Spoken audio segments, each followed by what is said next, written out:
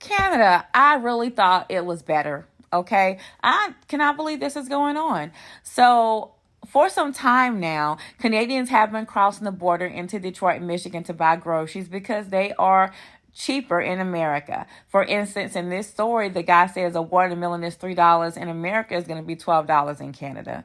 And just for the meats and just a whole bunch of other stuff, y'all. Now, they pay $18 to cross over each way.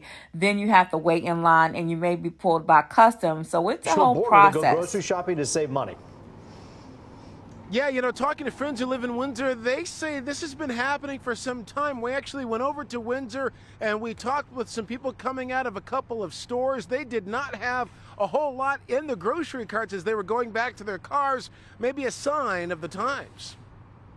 Just like not a $2-3, just a $10 or $15. That's how much Rabia of Ontario says she pays for groceries in Canada. So much more, in fact, she's among many considering the advantages of buying common household items across the Ambassador Bridge in Metro Detroit, where they say it's much cheaper. If you want to buy things in the bulk, that's like a meat and everything, so go in the street.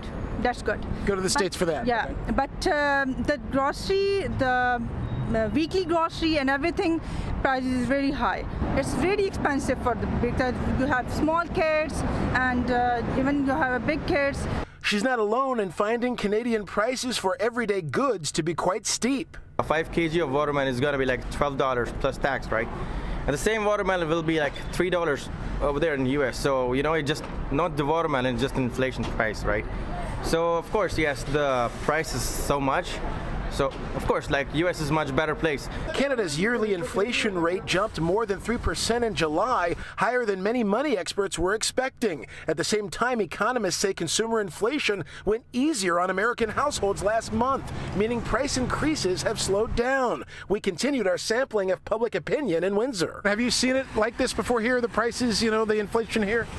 Not this bad, not this bad. But even with the toll for the bridge, it makes it better. The U.S.-Canadian dollar exchange rate is another big factor to consider, of course, and still we found many people opting for goods in America. Milk's definitely cheaper, milk and eggs and dairy products and all that. Now, there were some people in Canada who say they were fine with the prices there. They may have had to adjust their budgets a little bit, but they say that's just about it's the same thing across much of the world. Just a reminder, we're living in a global economy and there can be a lot of fluctuations from time to time. Reporting live, Dave Kinchin, Fox 2 News. Yeah, I mean, you really think about what this is like for a household if you're sitting there in Windsor saying, all right, you know, you kind of have to do the math. In Windsor, it's easier to get over. How much further from Windsor are people traveling into Detroit to grab some cheaper groceries? Yeah, and if you don't have a pass, it can be almost like $18 to cross both times, Right. to go there and to come back. And the other thing, too, is you have to think about all that traffic. You can wait sometimes 40 minutes just to get through customs or security. And, you know, if those groceries are in the car, well, you don't want things to go cold either or spoil. So Yeah, that's but another thing to consider. It's true, Dave, but if you have a big family and you're trying to feed, you know, put food on the table each and every night, making a huge run like that and getting as many groceries as you can may not be a bad idea. It's apparently what people are doing. Dave Kinchin for us live.